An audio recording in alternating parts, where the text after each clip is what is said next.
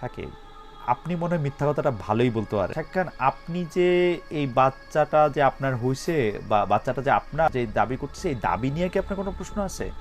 তো বুবলির কন্যা সন্তানকে নিয়ে যেন আলোচনা শেষই নেই। সম্প্রতি সাংবাদিক খালেদ মহিউদ্দিনের লাইভ অনুষ্ঠানে বুবলিকে আমন্ত্রণ জানানো হয়। লাইভে খালেদ মহিউদ্দিন সরাসরি বুবলিকে প্রশ্ন করেন, শাকিব খান কি আপনার কন্যা সন্তানকে স্বীকৃতি দিয়েছেন? জবাবে বুবলি বলেন, আমি কোনোভাবেই শাকিবকে বোঝাতে পারছি না এই সন্তানটি যে ওরই। শাকিব এখন পর্যন্ত আমার মেয়েকে দেখতেও আসেনি। আমার মেয়ে জন্মের পর একবারও এসে তাকে দেখে নাই শাকিব।